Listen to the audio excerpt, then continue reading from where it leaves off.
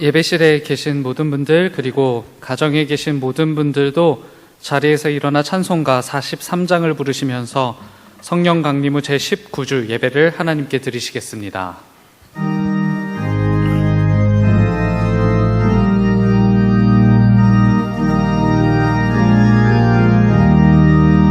즐겁게 안식할 날, 반갑고 좋은 날, 내 마음을 편케 하니 즐겁고 기쁜 날, 이 날에 천하 만민 다 보좌 앞에서 참되신 삼위일체 다 찬송 부르네. 이 날의 하늘에서 새 양식 내리네. 성회로 모이라고 종소리 울리네. 복음의 밝은 빛을 온 세상 비치며 또 영생물이 흘러 시원케 하시네. 이 주일 지킴으로 새 은혜 입어서 영원히 쉬는 곳에 다 올라갑시다.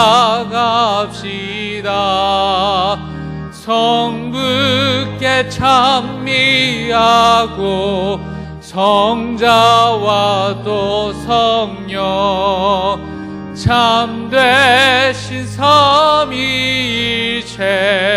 다 찬송 부르세. 아멘.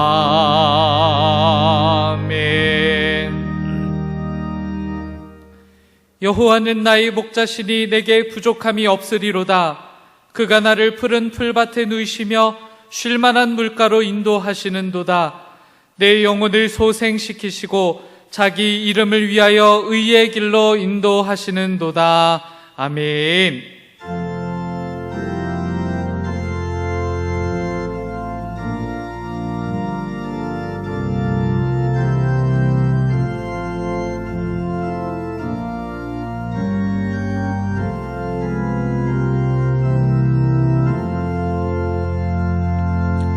다 같이 자리에 앉으시겠습니다.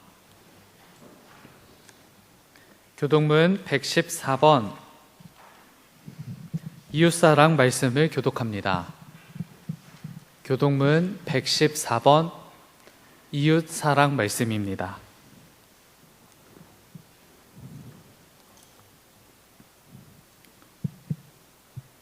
주는 주의 힘으로 산을 세우시며 권능으로 띠를 띠시며 바다의 설렘과 물결의 흔들림과 만민의 소요까지 진정하시나이다.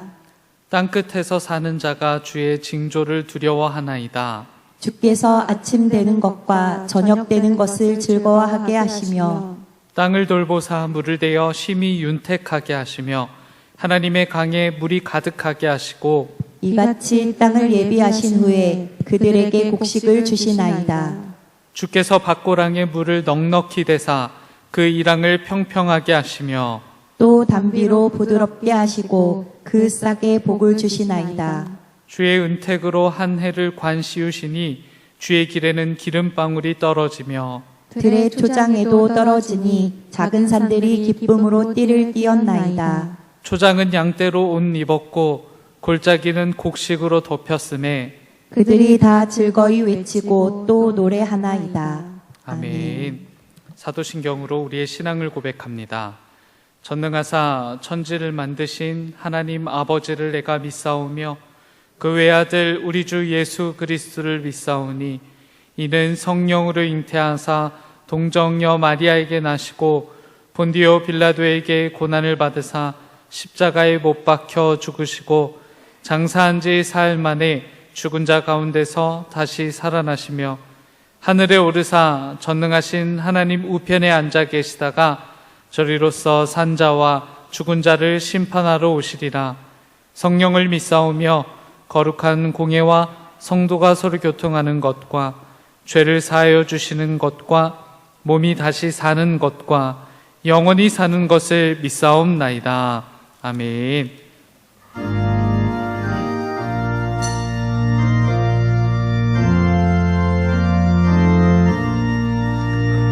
이 천지가 만물들아 복 주시는 주 여호와 전능 성부 성자 성령 찬송하고 찬송하세.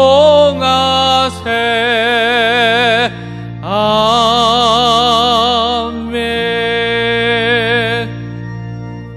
민기롱 장로님께서 오늘의 기도를 인도해 주시겠습니다.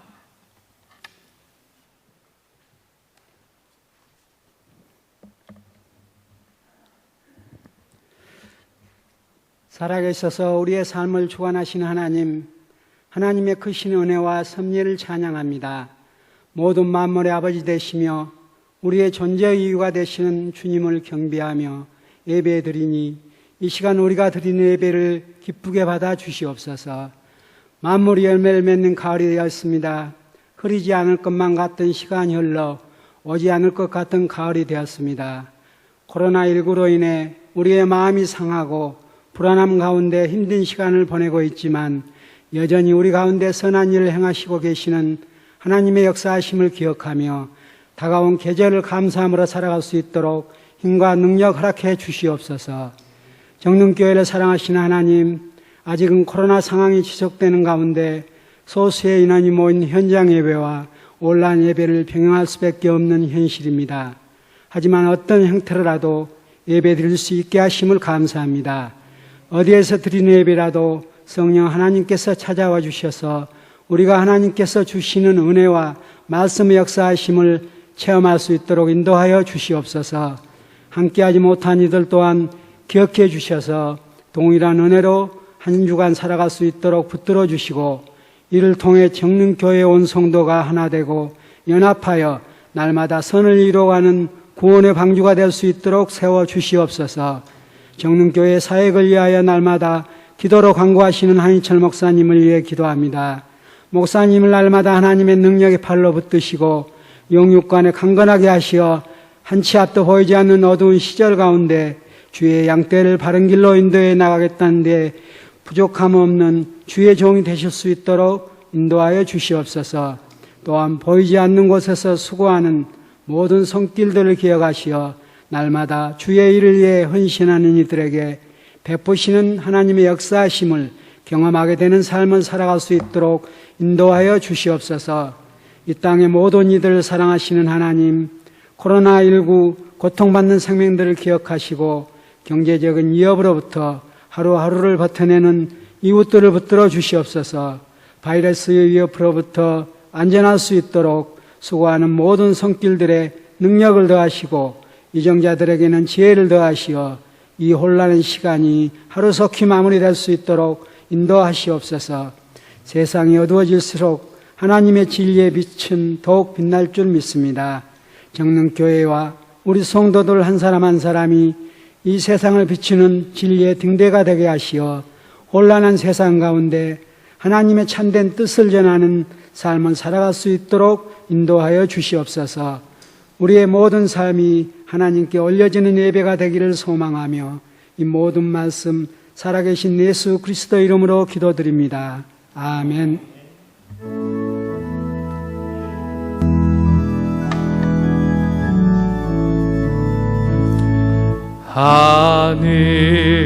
하늘에 계신 아버지 이름 거룩하사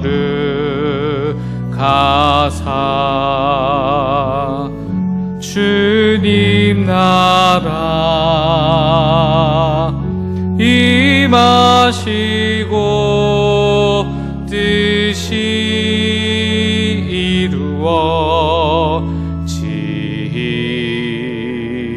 이루어지이다. 일용할 양식 주시고 우리들의 큰 죄 다 용서하옵시고 또 시험에 들게 마시고 악에서 구원하소서. 대개 주의 나라 주의 권세 주의 영광 영원히 아멘.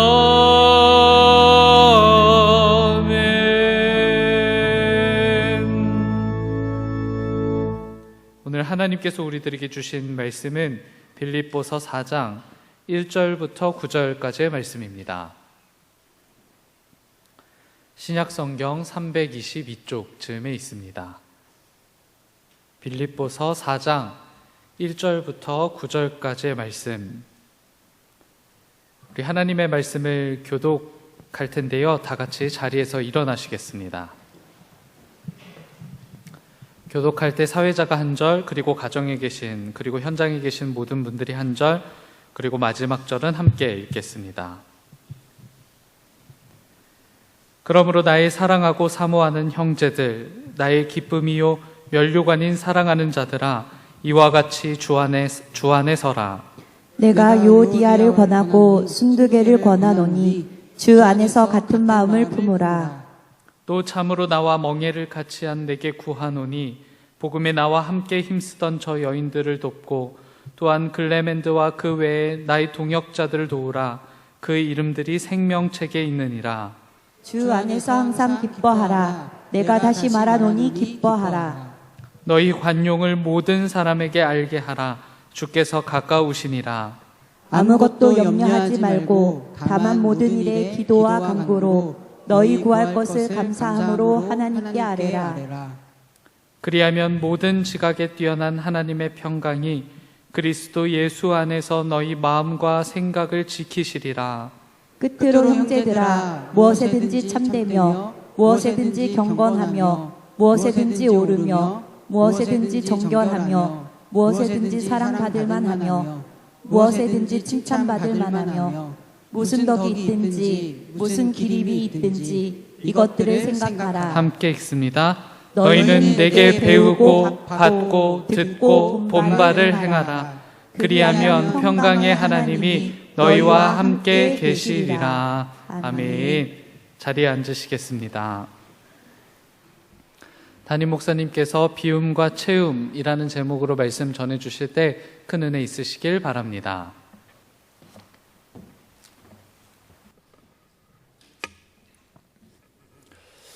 일부 예배를 드릴 때도 마음이 그랬는데 2부 예배를 드릴 때도 같은 마음입니다. 그럴 수만 있다면 여러분들 한 사람 한 사람을 가만히 이렇게 안아드리고 싶은 그런 마음입니다. 그동안 얼마나 힘드셨냐고, 그리고 그 모든 것을 이겨내셔서 참 잘하셨다고, 또 예배의 자리에서 여러분들 정말로 보고 싶었다고, 그런 마음을 그렇게라도 표현하고 싶고 전해드리고 싶은 그런 마음이 듭니다.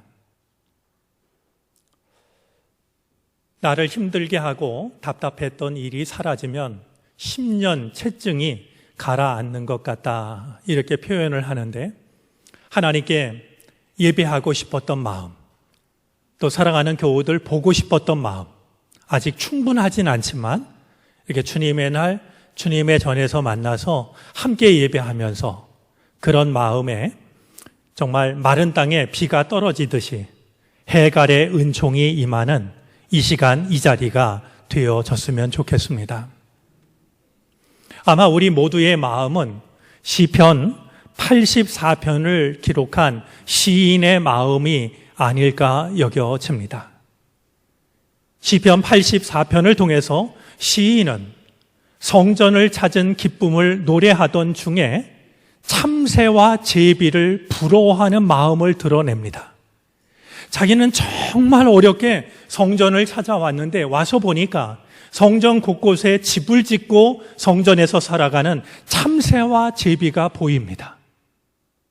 그가 참새와 제비를 부러워합니다. 너희들은 얼마나 좋으니? 나는 이렇게 정말 어렵게 성전을 찾아왔는데 너희들은 성전에서 살아가니 얼마나 좋으니? 부러워합니다. 오늘 우리가 그런 마음으로 이 자리에 나왔을 거라 여겨지는데요. 늘 예배의 자리로 나오는 우리를 맞아주시는 주님이시지만 오늘은 그 어느 때보다도 크게 사랑의 팔을 벌리셔서 우리를 따뜻하게 맞아주시기를 바랍니다. 작가인 마크 투웨인이 이런 말을 한 적이 있습니다. 우리가 공경에 빠지는 것은 무언가를 몰라서가 아니다. 무언가를 확실하게 안다는 착각 때문이다. 우리가 어려움에 빠지는 것은 무엇인가를 몰라서가 아니라 무엇인가를 확실하게 안다라는 착각에 빠지기 때문이라고 말하고 있습니다. 이런 말을 들으면 어떤 생각이 드시는지요? 가장 먼저 떠오르는 생각은 어떤 것인지 모르겠습니다. 어쩌면 마크 투웨인의 이 말은 우리들의 신앙과도 연관이 있을지도 모릅니다. 운동선수들이나 악기를 연주하는 사람들이 이상하게도 이따금씩 슬럼프에 빠질 때가 있습니다. 그렇게 치면 안타를 치던 선수가 언제부턴가 헛방망이질을 되풀이합니다. 연주 잘하던 사람이 연주가 예전만 못하다는 것을 느끼게 됩니다. 본인만 느끼는 게 아니라 그를 바라보는 사람들도 다 알 만큼 깊은 슬럼프에 빠질 때가 있습니다. 그럴 때마다 그들에게 들려주는 조언은 한결같습니다. 기본으로 돌아가라라는 겁니다. 그 말을 새겨들은 운동선수들이나 악기를 연주하는 사람들은 마치 자기가 초보자가 된 것처럼 말이죠.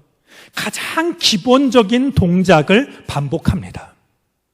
그러다 보면 어느새 감각이 살아나고 그 많은 시간 익혔던 어떤 재능도 얼마든지 자연스럽게 나타나게 되는 것을 경험하게 되죠.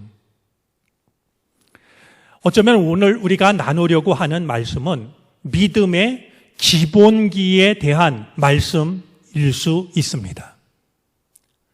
우리가 코로나 바이러스의 기간을 보내면서 혹은 긴 세월 습관적인 신앙생활을 하면서 왠지 모르게 믿음이 흐트러지는, 믿음이 굳어지는, 내 안에 정말 참된 믿음이 살아 움직이지 못하는 믿음에도 슬럼프와 같은 시간이 찾아올 때가 있는데 우리가 어떻게 하면 그것을 극복할 수 있을까?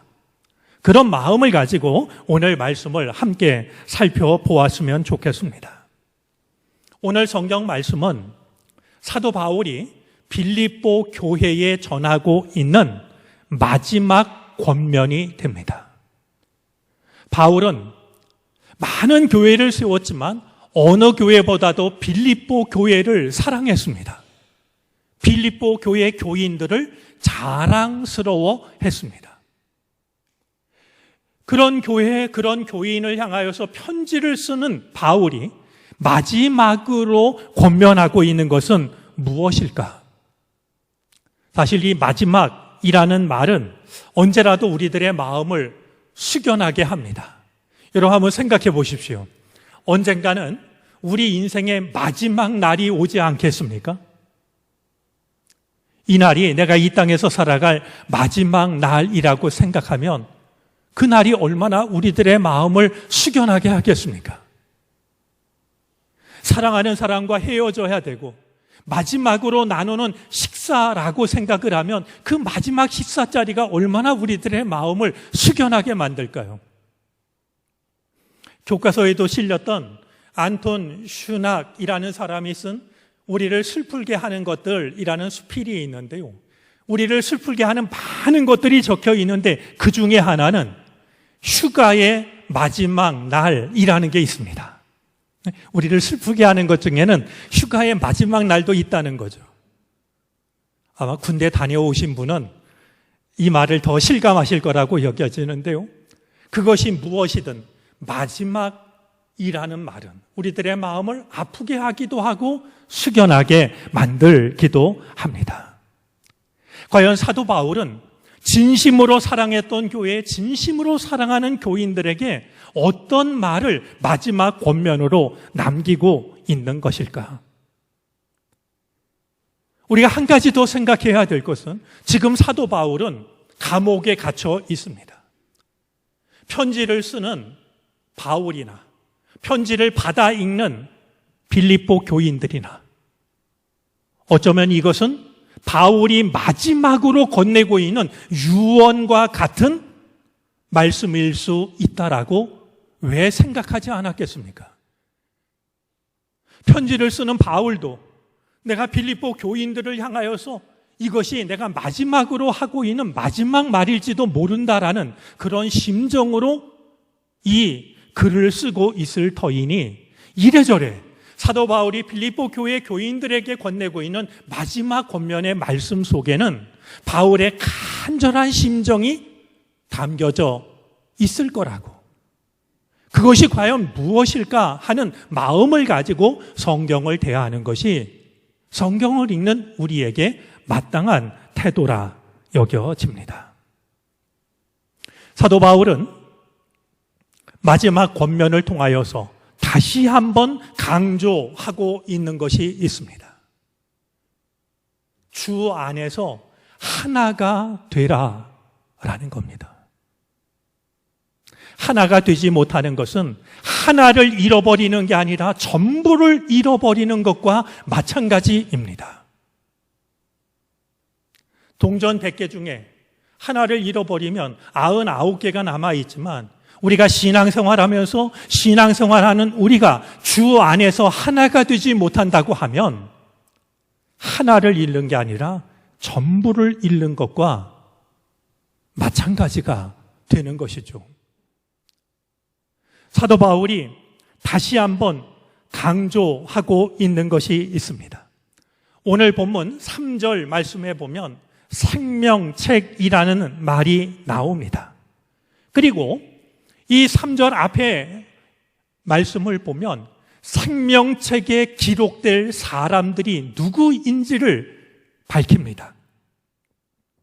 말씀을 보니까 바울과 멍에를 같이 한 사람, 글레멘드, 바울의 동역자, 복음을 전하는 일에 바울과 함께 애쓴 여인들, 바울은 그들이야말로 생명책에 이름이 기록될 마땅한 사람들이라고 밝힙니다. 구원받을 자들의 이름이 기록된 책을 성경은 생명책이라고 하는데요.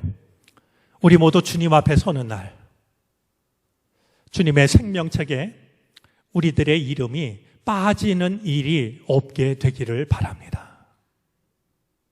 다른 곳에는 다 빠져도 생명책에 우리들의 이름이 보이지 않는 그런 일은 부디 우리의 믿음 안에 일어나지 않았으면 좋겠습니다.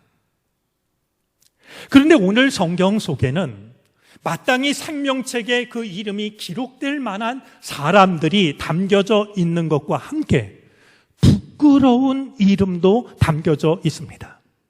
우리가 말씀을 읽었습니다만 2절 말씀에 보면 유오디아와 순두개가 그들입니다. 주 안에서 한 마음을 갖지 못한 이 두 여인은 어떤 일인지는 몰라도 갈등을 가지고 있었고, 이 두 사람의 갈등은 빌립보 교회를 하나 되지 못하게 하고 있었다라고 하는 것을 우리는 말씀을 읽으면서 짐작을 하게 됩니다. 제 생각에는요, 그들이 어떤 갈등을 겪었는지, 어떤 문제가 있었는지 성경은 말하고 있지 않지만 한 가지 짐작되는 게 있어요. 앞서 사도 바울이 한 마음을 품으라라고 하면서 권면하고 있는 것 중에는 같은 사랑을 가지고 2장 2절입니다. 그런 말씀이 있었어요. 저는 이 유오디아와 순두개가 안 좋은 일로 갈등을 일으키지 않았을 거라고 생각해요. 좋은 일을 하다가, 선한 일을 하다가 갈등을 일으켰을 거라고 생각합니다. 그래서 사도 바울은 같은 사랑을 가지라고. 우리가 신앙생활 하다 보면, 교회 일 하다 보면 물론 안 좋은 일로 갈등이 일어나기도 하지만 서로 좋은 일을 하다가 내 의견대로 하자는 주장 때문에, 혹은 나를 드러내고 싶은 마음 때문에 오히려 그것이 갈등을 빚는 일들을 경험하곤 합니다. 그래서 사도 바울은 한 마음을 품으라라고 하면서 다툼과 허영을 버리라라고 그렇게 당부를 했던 것이죠. 오늘 말씀을 대하면서 마음을 담아서 진심으로 우리 교우들에게 당부하고 싶은 게 있습니다. 말씀드린 바와 같이 여러분의 이름이 생명책에 기록되기에 부끄러움이 없는 이름이 되기를 바랍니다. 아울러 여러분들의 이름이 정릉교회의 역사에 정말 고맙고 든든하고 자랑스러운 이름으로 기록될 수 있기를 바랍니다. 마음 아픈 것은 그들을 권면하기 위하여서 남긴 거지만 유오디아와 순두계라는 이 두 여인의 이름은 2000년이 넘도록 빌립보 교회를 근심시킨 사람으로 남아있는 거 아니겠습니까? 오늘 우리들의 이름이 주님 앞에서 뿐만이 아니라 우리들의 믿음의 후손들에게도 고마운 이름으로 마땅히 생명책에 기록될 만한 자랑스러운 이름으로 남을 수 있게 되기를 바랍니다. 그것을 꿈꾸고 그것을 지킬 수 있었으면 좋겠습니다. 자, 바울의 권면은 이어집니다. 버릴 걸 버리라고, 다툼과 허영을 버리고 주 안에서 하나가 되라라고 권면한 뒤에 이어지는 권면은 채우라는 권면입니다. 당연한 이치지만 비울 걸 비웠다고 한다면 채울 걸 채우는 것이 필요합니다. 비우기만 하고 채우지 않고 방치하면 초라해집니다. 여러분들 교회를 오랜만에 오셔서 혹시 못 보신 분이 계신가 모르겠는데요. 우리 교회로 언덕을 오르다 보면 교회 지하 주차장으로 들어서기 전에 집 한 채가 있었습니다. 아래층에 도자기를 만들어 파는 가게를 했던 그 집이 헐렸습니다. 그런데요, 집을 헌 다음 날부터 전혀 생각하지 못한 놀라운 일들이 벌어지기 시작했습니다. 한순간에 쓰레기가 차기 시작한 겁니다. 사람들이 쓰레기를 갖다 버립니다. 못 쓰게 된 의자, 못 쓰게 된 생활 도구들, 이런저런 쓰레기가 한번 나가서 보시면요, 아 정말 어떻게 이럴 수가 있지라고 여겨질 만큼 말이죠. 여러분, 우리가 비울 걸 비우는 건 중요하지만 비운 채로 방치하는 건 위험한 일입니다. 비웠다면 채울 것으로 마땅히 채워야 됩니다. 오늘 본문 속에는 우리가 그리스도인으로서, 교회로서 우리 안에 채워야 할 것이 무엇인지 하는 말씀이 담겨져 있습니다. 8절과 9절인데요. 참됨, 경건, 옳음, 정결, 사랑받을 만함, 칭찬받을 만함, 덕. 이런 여러 가지 덕목을 이야기하면서 바울이 매번 강조하고 있는 것은 무엇에든지라는 말입니다. 언제, 어디서든지, 어떤 경우이든지, 누구에게든지 이런 덕을 갖추고 살아가라고 사도 바울은 마음을 담아서 빌립보 교회 교인들에게 말하고 있는 것이죠. 이런 덕목을 갖추지 않은 채 믿음 생활만을 한다라고 하면 그 믿음은 열매 없는 믿음, 실천 없는 믿음이 되고 말 겁니다. 아마 조금 거칠게 표현을 하자면 그런 사람의 믿음은 믿음이라는 명찰만 달고 다닐 뿐인 말이죠. 무늬만 그리스도인인 그런 신앙인이 되고 말 겁니다. 우리가 그리스도인이라고 한다면 이런 덕목을 무엇에든지 갖춰야 한다라고 오늘 성경은 우리에게 일러주고 있는 겁니다. 이렇듯 오늘 본문 속에는 우리가 우리 안에 채워야 할 것을 말씀하고 있는데 그 중에서도 가장 중요하게 다가오는 덕목이 한 가지 있습니다.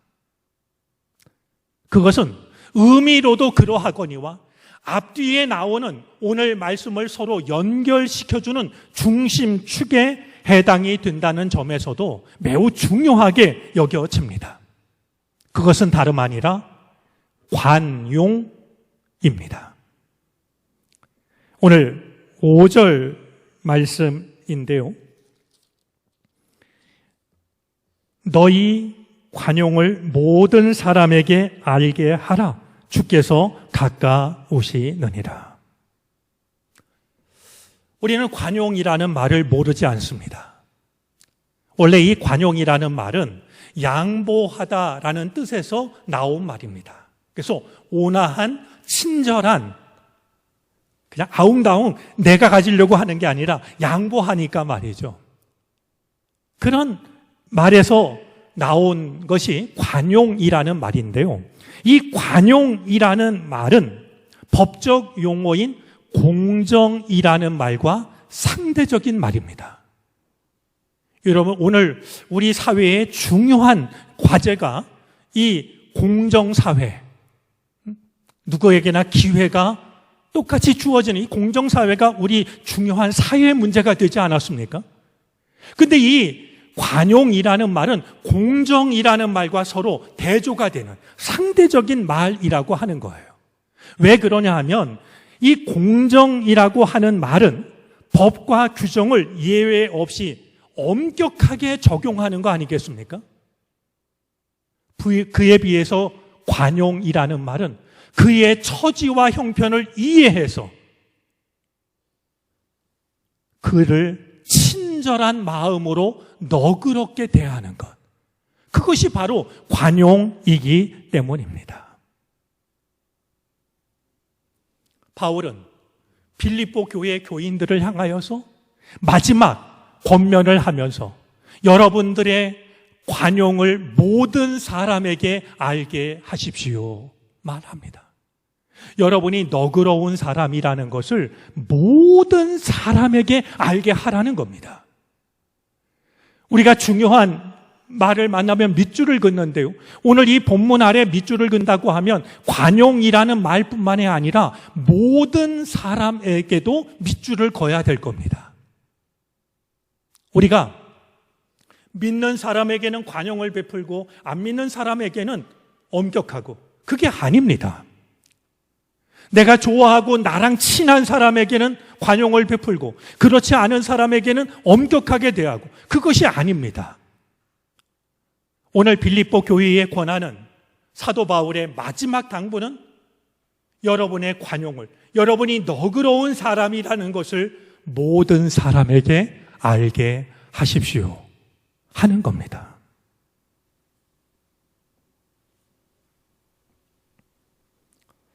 우리가 어떻게 해야 너그러운 사람이 될 수 있을까요? 특별히 모든 사람에게 관용을 베푸는 사람이 될 수 있을까요?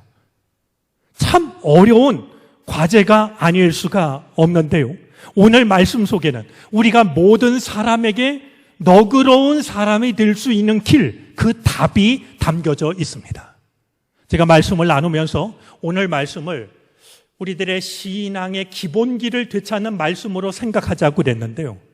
한번 우리가 오늘 이 말씀을 관심을 가지고 살펴볼 필요가 있다 여겨지는데요. 자, 우리가 모든 사람에게 너그러운 사람이 되기 위한 길이 무엇인가? 오늘 바로 앞에 나오는 말씀을 보니까 4절입니다. 주 안에서 항상 기뻐하라. 내가 다시 말하노니 기뻐하라. 권면합니다. 저는 이게 답이라고 생각합니다. 우리가 어떻게 모든 사람한테 너그러울 수 있을까요? 우리 안에 기쁨이 있으면 됩니다. 우리는 이 세상에서 살아갑니다. 그러나 내가 이 세상에 속해 있는 것이 아니라 주 안에 있다라고 하는 것을 깨닫는 것. 그래서 주 안에서 항상 기뻐하는 삶을 살아가는 것. 우리 안에 기쁨이 가득하다면 우리는 누구에게라도 너그러워질 수가 있습니다. 자, 여기서 기뻐하다, 하라는 말이 나오는데요. 기뻐하다라는 말의 명사형은 카리스라는 말입니다. 그런데 카리스라는 말은 은혜라는 뜻을 가지고 있는 말입니다. 우리가 주님의 은혜 안에 거하면 자연스럽게 기쁨이 우리 안에 차게 됩니다.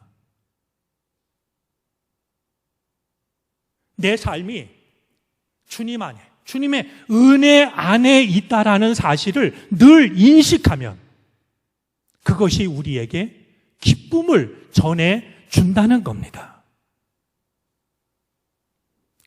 그렇듯 내 삶이 주님의 은혜 안에 있다라는 것을 깨달아서 기쁨이 내 안에 가득하게 될 때 우리 내면을 채운 기쁨은 타인을 향한 관용으로 나타나는 법입니다. 세상에 내 안에 기쁨이 없으면 하고 싶어도 다른 사람에게 관용을 베풀 수가 없습니다. 그러나 내 삶이 이 세상에 속한 게 아니라 주님의 은혜 안에 있다라는 사실을 깨달아서 내 안을 기쁨으로 채우게 될 때 우리는 얼마든지 너그러운 사람으로 살아갈 수가 있게 되는 것이죠. 제가 소개한 바 있습니다만 옛말에도 불영과 불행이라는 말이 있습니다. 물은 웅덩이를 채우지 않으면 앞으로 나아가지 않는다라는 뜻입니다. 흘러가다 웅덩이를 만나면 웅덩이를 다 채운 다음에 또다시 아래로 흘러가지. 급하다고 웅덩이도 채우지 않고 아래로 흘러가는 물이 세상에 어디 있겠습니까? 신앙도 마찬가지고 관용도 마찬가지입니다. 내 안에 기쁨이 가득해야 흘러 넘치는 그 기쁨이 다른 사람을 향한 관용으로 나타나게 되는 겁니다. 이런 말씀을 들으면 고민에 빠지게 됩니다. 누가 기뻐하기를 원하지 않는 사람이 누가 있겠습니까? 믿음 생활하는 사람치고 주 안에서 살아가기를, 은혜 안에서 살아가기를 원하지 않는 사람이 누가 있겠습니까? 근데 문제는 우리 안에 기쁨이 찾아든다 싶으면 기쁨을 빼앗아 가는 것이 있다라는 사실입니다. 성경은 우리의 모든 것을 아십니다. 우리의 기쁨을 빼앗아 가는 것. 오늘 성경은 그것을 말씀하고 있는데요. 이어지는 말씀을 보니까 우리의 기쁨을 빼앗아 가는 것은 다름 아니라 염려입니다. 우리 오늘 본문 6절과 7절을 한번 같이 읽어보도록 하겠습니다. 다 함께 읽습니다. 아무것도 염려하지 말고 다만 모든 일에 기도와 간구로 너희 구할 것을 감사함으로 하나님께 하리라. 그리하면 모든 지각에 뛰어난 하나님의 평강이 그리스도 예수 안에서 너희 마음과 생각을 지키시리라. 아무것도 염려하지 말라고. 우리는 모든 일에 염려하는데 그런 우리의 마음을 아시는 주님께서는 아무것도 염려하지 마라 말씀합니다. 염려는 그림자와 같아서 우리가 아무리 빨리 도망을 친다 할지라도 숨을 고르고 잠깐 쉬고 있다 싶으면 그림자가 우리 곁에서 떨어지지 않듯이 말이죠. 또다시 우리 마음을 어둡게 만들고는 합니다. 여러분 생각해 보시면 여러분들이 단 한순간도 단 한 번도 염려 없이 보낸 날이 그동안 단 하루라도 계셨습니까? 별별 걱정이 어떤 일, 어떤 순간에도 우리의 마음을 찾아들어서 우리 안에 남아있는 기쁨을 송두리째 빼앗기는 경험을 우리는 하면서 살아가게 됩니다. 주님은 우리의 약함을 아십니다. 오늘 이어지는 말씀을 보니까 이 염려를 이길 수 있는 길이 무엇인지를 말씀합니다. 그것은 기도와 간구입니다. 우리가 감사함으로 어떤 것도 염려하지 않고 모든 일을 감사함으로 하나님께 아뢰면 하나님께서는 그 우리의 기쁨을 빼앗아가는 염려를 오히려 사람의 생각을 뛰어넘는 하나님의 평강으로 바꾸어 주신다라고 말씀을 하고 있습니다. 기도와 간구는 같은 의미를 가진 말로 기도하라는 것을 강조하고 있습니다. 그러나 그 의미를 우리가 조금 더 구분해서 기억을 한다라고 하면 훨씬 더 도움이 될 것 같습니다. 여러분, 기도라는 말은 히라버로 프로슈케라는 말인데요. 부르다, 찾다라는 뜻입니다. 우리가 기도한다라고 하는 것은 하나님의 이름을 부르는 겁니다. 하나님을 찾는 게 기도입니다. 그런데 간구는 데에세이라는 말로서 결여, 부족, 혹은 요청하다라는 뜻을 가지고 있는 말입니다. 내게 부족한 것을 도와달라고, 채워달라고 요청하는 것, 그것이 간구라는 말이 됩니다. 우리의 기도가 간구로만 그쳐서는 안 될 겁니다.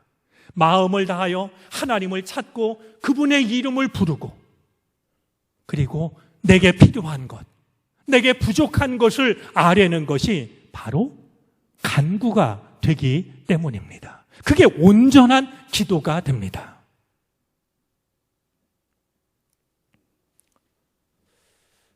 우리가 기도와 간구로 주님을 찾을 때, 주님께 필요한 것을 요청할 때, 주님께서는 우리의 염려를 하나님의 평강으로 바꾸어 주십니다. 우리의 생각과 우리의 마음을 지켜주십니다.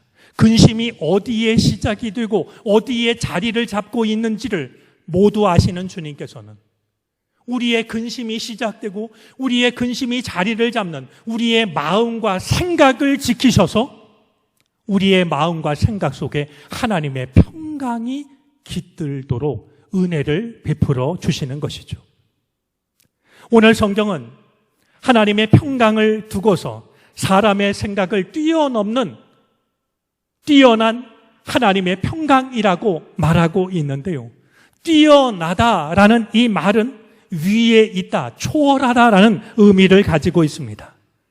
이 말씀은 이사야 55장 8절을 떠올리게 합니다. 내 생각은 너희의 생각과 다르며 내 길은 너희의 길과 다르니라. 우리는 우리의 생각만 하고 우리가 생각한 안에서 길을 찾기 때문에 염려에 빠질 수밖에 없습니다. 그런 우리를 향하여 하나님은 내 생각은 너희의 생각과 다르다. 내 길은 너희의 길과 다르다 말씀을 합니다. 우리의 생각을 뛰어넘는 하나님의 평강이 우리들의 마음과 생각을 하나님의 평강으로 바꾸어 주신다라고 오늘 성경은 우리에게 일러주고 있습니다. 오늘 사도 바울의 권면을 누군가 나를 진심으로 사랑하는 사람이 마지막 유언처럼 건네주는 그런 권면의 말씀으로 받아들일 수 있다면 참 좋겠다라는 생각을 갖습니다. 우리 안에 없어도 좋은 것들 다 버리고 우리 안에 꼭 필요한 마음을 간직함으로써 그리스도인으로 이 세상을 살아갈 때 누구에게나 너그러울 수 있는 사람으로 살아가는 것. 오늘 이 바울의 마지막 권면이 우리의 삶을 통해서 나타날 수 있게 되기를 바랍니다. 저는 오늘 말씀을 마치면서 우리가 그렇게 살아야 할 이유를 한 가지 생각하게 됩니다. 우리가 그렇게 살아야 하는 것은 그리스도인이기 때문이죠. 말씀이 그렇게 명하고 있기 때문입니다. 하지만 오늘 말씀을 통해서 한 가지 더 우리가 기억해야 할 것이 있습니다. 우리가 그런 삶을 살아야 되는 또 하나의 이유는요, 오늘 본문 5절 말씀 속에 주께서 가까우시느니라. 그 말씀 때문입니다. 주께서 가까우시기 때문에 우리는 오늘 성경이 당부하고 있는 이 삶을 살아가야 합니다. 주님이 언제 오실지는 아무도 모릅니다. 그럴수록 더 분명한 사실이 있습니다. 주님이 언제 다시 우리를 찾아오실지 우리는 아무도 알 수 없지만 우리가 주님 앞에 설 날은 점점 가까이 다가오고 있습니다. 주님 앞에 설 날이 멀지가 않습니다. 그렇기 때문에 헛되게 살아갈 시간이 우리에게 따로 없는 겁니다. 잘못된 것, 다툼과 허영, 하나 되지 못하게 하는 마음, 은혜를 쏟아붓게 만드는 것, 우리는 모두 비워내야 됩니다. 그리고 기쁨으로 채워야 되고, 기쁨을 빼앗아가는 염려를 기도와 간구로 이겨내야 됩니다. 주님이 우리에게 주시는 뛰어난 평강 안에서 모든 사람에게 너그러움을 베풀며 살아가야 됩니다. 왜냐하면 주님 앞에 설 날이 멀지 않았기 때문에 말이죠.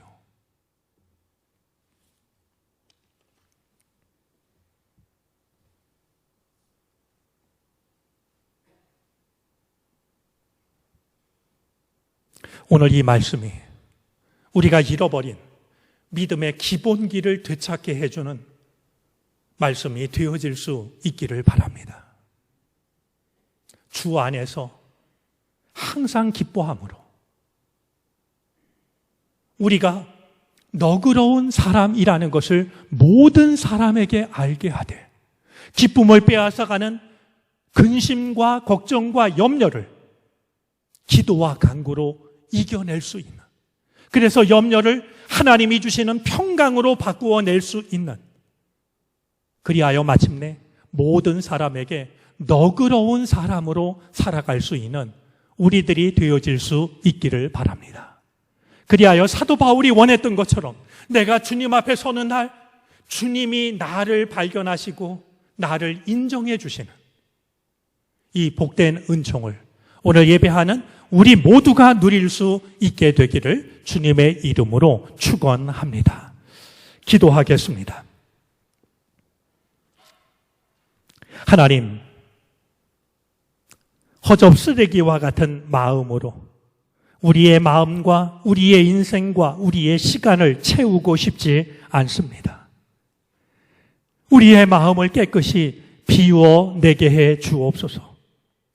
빈 마음을 참된 기쁨으로 채우게 하셔서 누구에게나 너그러운 사람으로 살아가게 해 주시옵소서. 주 안에서 항상 기뻐하게 하여 주시고 깨어 기도하게 하여 주셔서 우리의 기쁨을 앗아가는 모든 염려로부터 우리를 지켜 주시기를 원합니다. 그리하여 사도 바울의 마지막 당부가 우리의 삶을 통하여 이루어지게 해 주시옵소서. 예수 그리스도의 이름으로 기도를 드립니다. 아멘.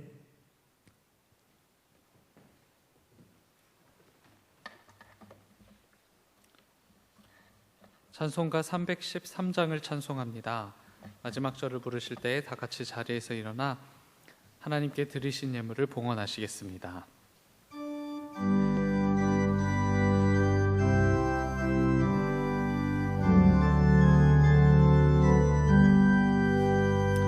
내 임금 예수 내 주여, 이 죄인이 주님 앞에 한없는 은혜 받고서 내 생명 모두 드리오니 그 풍성하시는 종을 주 내게 내려주소서. 내 임금 예수 내 주여, 내 허물을 덮으시고 주 십자가에 흘리신 그 피를 믿는 마음 보사 내 중한 죄를 사하여 참 평안 맘 삼아 주소서. 내 임금 예수 내 주여, 주 은혜에 감격하여 한없는 감사 찬송을 내 주님 앞에 드리오며 내 맘과 정성 다하여 늘 기뻐하며 살리라.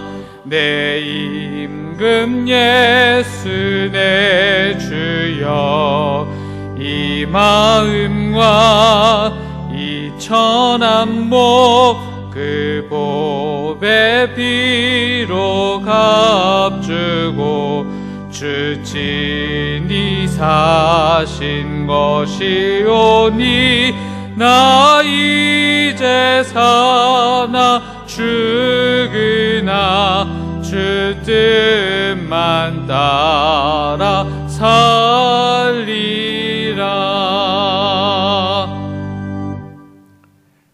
우리가 깨닫지 못하는 순간에도 우리를 향하신 하나님의 뜻과 계획은 이루어져 가고 있음을 믿습니다. 우리가 알지 못할 때에도 하나님은 여전히 우리의 걸음을 젖과 꿀이 흐르는 약속의 땅으로 이끌고 계심을 압니다. 큰 어려움 속에서도 우리를 지켜주셔서 오늘 허락하신 주님의 날, 오랫동안 마주할 수 없었던 교우들의 얼굴을 마주하게 하여 주시고 한자리에 모여 예배를 드리게 하여 주시니 감사를 드립니다. 마음은 원하지만 가정에서 처소에서 예배하는 이들도 있습니다. 모두 아시는 주님, 주님의 뜻이 온전히 이루어지는 그 순간까지 우리를 향하신 아버지 하나님의 뜻을 신뢰하게 하여 주시옵시고 인내하게 해 주시기를 바라고 원합니다. 암탉이 병아리를 품에 안아 지키듯이 우리를 지켜주셔서 이 모든 것들이 다 사라지는 그날, 그래서 우리가 누려왔던 것이 결코 당연하지 않다는 것을 마음 깊이 새기고 함께 모여 예배하는 그날, 기쁨과 감격으로 만나게 하여 주시고 눈물로 예배하게 하여 주시옵소서. 일용할 양식을 구하라 하셨던 주님, 바라옵고 원하옵기는 이 어려운 시기로 인하여 일용할 양식이 떨어지는 일이 없게 해 주시기를 바라고 원합니다. 살아갈 수 있는 힘을 우리에게 주시고 희망을 거두지 말아 주시옵소서. 하나님의 백성으로 온전하고 아름다운 삶을 살아갈 수 있도록 주께서 우리의 삶을 치유하시고 회복하여 주시옵소서. 이 시간에도 주님만이 아시는 아픔이 있고 주님만이 도우실 수 있는 어려움 가운데 있는 이들을 기억하여 주시기를 바라고 원합니다. 기가 막힐 웅덩이와 수렁에서 건져 주시옵소서. 든든한 반석 위에 세워주셔서 새 노래로 하나님을 찬양하게 하옵소서. 우리가 드린 예물을 받으시고 이 땅 모든 사람들을 향한 하나님 아버지의 선한 뜻을 이루기에 부족함이 없도록 주님의 손을 함께 얹어 주시옵소서. 감사드리며 예수 그리스도의 이름으로 기도를 드립니다. 아멘.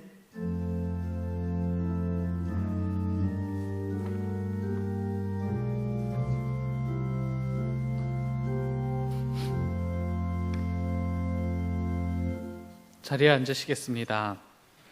교회 소식을 전합니다. 교회 소식은 주보의 3쪽과 4쪽을 참고해 주시기 바랍니다. 사회적 거리두기에 따라 오늘은 현장과 온라인 예배를 병행하여 드리고 있습니다. 1부부터 3부까지의 예배로 각 부마다 선착순 신청자 50명이 현장에서 예배를 드립니다. 2부 예배인 9시에는 실시간 온라인 예배를 병행하고 있으니 참고해 주시기 바랍니다. 현장 예배에 참석하시는 분들께서는 스마트 요람 또는 교인증을 꼭 지참해 주시기 바랍니다. 다음 주일 예배 신청을 지난주와 동일하게 받습니다. 1부부터 3부까지의 예배로 각각 7시, 9시, 11시입니다. 신청하실 수 있는 기간은 오늘 주일이 지난 주중 신청 가능하며 해당 사역 담당자이신 차윤아 목사님 또는 서충식 전도사님께 신청해 주시기 바랍니다. 오늘 발표될 거리두기 수준에 따라 예배의 시간 또는 형태가 달라질 수 있음을 미리 알립니다. 변화된 주중 예배를 주보를 통해 함께 참고해 주시기 바랍니다. 먼저 새벽 기도의 재개 안내입니다. 내일 12일부터 평일은 오전 5시 30분에 토요일은 오전 6시에 중예배실에서 새벽 기도회가 다시 진행됩니다. 출입 기록을 위해 스마트 요람 또는 교인증을 꼭 지참해 주시기 바랍니다. 비대면 예배를 위해 지속했던 성서일과 문자와 하루 한 말씀은 종료됨을 알립니다. 온라인 금요 골방 기도회가 매주 금요일 오후 8시 온라인으로 이어지고 있습니다. 시간을 기억하셔서 기도의 자리를 회복하고 이어가시기 바랍니다. 특별히 오는 금요일 16일에는 여선교회 패널이 출연 예정 중입니다. 함께 가정에서 자리하여 기도에 동참하시기 바랍니다. 온라인 꿈꾸는 제자학교가 13일 화요일부터 12월 3일 목요일까지 8주간 이어집니다. 사사기 새로 읽기는 차윤아 목사님께서, 요한계시록 강해는 담임 목사님께서, 평신도 교리문답은 제가 진행합니다. 신청은 오늘까지 담당 목사에게 요일, 시간, 과목을 문자로 전송해 주시기 바랍니다. 신청하신 분들에게는 정해진 시간 매주 링크를 전송해 드리고 제작한 교재를 수령할 수 있도록 도울 예정입니다. 이미 신청하신 분들의 교재가 사무실에 비치되어 있습니다. 사무실에 문의해 주시기 바랍니다. 신청하시지 않으신 분들도 강의 영상 시청은 가능함을 알립니다. 2020 가정예배 캠페인 완주 기념 선물 및 시상은 대면 예배 진행 시 진행할 예정입니다. 추후 일정을 다시 공지드릴 예정입니다. 제33회 서울연회 평신도 영성수련회가 17일 토요일 오전 9시부터 오후 1시까지 월곡교회에서 영상집회로 열립니다. 내일 월요일까지 신청을 선착순으로 마감합니다. 이성훈 장로님께 문의 및 신청해 주시기 바랍니다. 총 여선교회 사업부에서 물품을 판매합니다. 민홍숙 권사님께 문의 바랍니다. 교육부 소식입니다. 오늘부터 교회학교 및 청년부 예배 안내입니다. 유아유치부와 유초등부는 오전 11시 온라인과 현장 예배를 병행하고 각각 유치부실과 유초등부실에서 진행됩니다. 청소년부와 청년부는 각각 10시 30분 오후 2시에 현장 예배로 중예배실에서 예배드립니다. 해당 예배에 아이들이 참여하여 신앙생활을 건강하게 이어갈 수 있도록 부모님들께서 많이 도와주시기 바랍니다. 수능을 앞둔 고3 학생들을 위해 계속 중보를 이어가고 있습니다. 주보를 참고해 주시고 함께 중보해 주시기를 부탁드립니다. 교우 소식입니다. 요양원 및 입원 중인 환우들이 있습니다. 확인하셔서 함께 중보해 주시길 부탁드립니다. 섬김 광고입니다. 강영희 권사님, 아버지 기일을 맞아 화분을 봉헌하셨습니다. 섬김에 감사드립니다. 담임 목사님께서 성도의 교제를 인도해 주시겠습니다. 다음 주일 예배가 이번 주와 같을 경우, 즉 사회적 거리두기가 동일하게 지속될 경우에는 한 분이라도 더 참석하기 위해서 저희가 1, 2, 3부 주일 7시, 9시, 11시에 예배를 드리고 순서를 정하기가 어려워서 신청하신 순서대로 예배를 드리고 있습니다. 이 상황이 좀 호전돼서 이제 2단계로 이렇게 내려가면 종전처럼 8시, 11시에 구애 없이 오셔서 예배를 드릴 수가 있게 됩니다. 우리 상황 변화를 봐서 여러분들에게 다음 주일 예배가 어떻게 진행될지 알려드리도록 하겠습니다만, 혹시 이번 주와 같은 예배가 다음 주에도 이어질 경우를 위해서 신청하시는 일은 여전히 마음에 두셨으면 좋겠습니다. 지금 엘리베이터가 작동이 되지 않아서 불편하신 분들이 많이 계십니다. 엘리베이터를 교체할 때가 되어서 지금 그 일을 준비하고 있습니다. 그래서 공장에, 회사에서는 지금 일하고 있을 거고요. 제작이 맞춰지면 설치를 하게 됩니다. 그때까지 좀 불편하시더라도 이해하시고 활용하는데, 계단을 활용하는데 불편이 없으셨으면 좋겠습니다. 저희가 코로나 기간을 보내다 보니까 우리 서로 관심 갖는 일이 부족할 때가 있습니다. 특별히 몸이 아파서 어려움을 겪는 교우들이 계신데요. 그분들에게 따뜻한 위로와 격려의 마음을 나눌 수 있었으면 좋겠습니다. 내일 우리 감리교 각 연회 감독과 감독회장 선거가 있습니다. 우리 감리교를 이끌 지도자를 선출하는 날인데요. 하나님의 뜻에 맞는 좋은 분이 선출될 수 있도록 기도해 주시기를 바랍니다. 우리 교회에서는 김두명 장로님, 노찬호 장로님, 김효수 권사님, 그리고 제가 다녀오게 됩니다. 위하여 기도 부탁드립니다. 우리 성도의 교제를 나누겠습니다. 이 자리에 계신 분들, 그리고 가정에 계신 분들, 우리 서로 더욱 반가운 마음으로 인사 나누도록 합니다. 반갑습니다. 주님의 은혜가 함께 하시기를 바랍니다. 고맙습니다.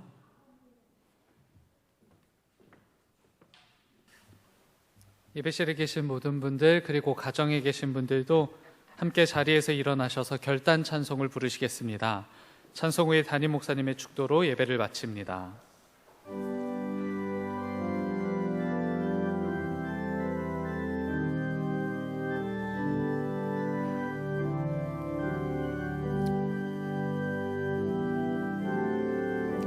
주님과 같이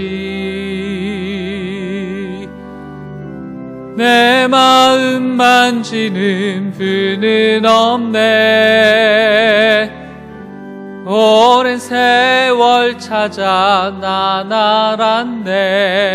내겐 주밖에 없네. 주 자비 강같이 흐르고 주 손길 치료하네. 고통받는 자녀 품으시니 주밖에 없네. 주님과 같이 내 마음 만지는 분은 없네. 오랜 세월 찾아 나날았네.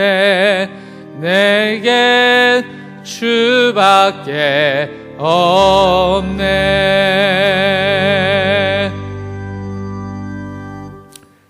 주님, 우리의 연약함을 기억하시고 불쌍히 여겨 주옵소서. 당연히 우리의 마음을 가득 채워야 할 기쁨 대신에 세상의 근심으로 마음이 가득할 때가 있습니다. 깨어 기도하게 하셔서 기도와 간구로 염려를 이기게 하시사 우리의 생각을 뛰어넘는 하나님의 평강으로 마음을 채우게 하여 주옵소서. 그리하여 굳이 말로 하지 않아도 우리의 삶이 모든 사람을 향한 너그러움으로 나타나게 하옵소서. 주님의 은총을, 주님의 손길을 필요로 하는 이들이 있사오니 이 시간에 찾아가시고 그 은혜를 내려주시옵소서. 지금은 우리 구주 예수 그리스도의 크신 은혜와 하나님 아버지의 무한하신 사랑하심과 도우시며 이끄시는 성령의 은총이 주님 앞에 마음을 모아 더욱 영과 진리로 예배하는 모든 주님의 백성들 머리 위에 이제로부터 영원토록 함께 계시옵기를 간절히 축원하옵나이다. 아멘.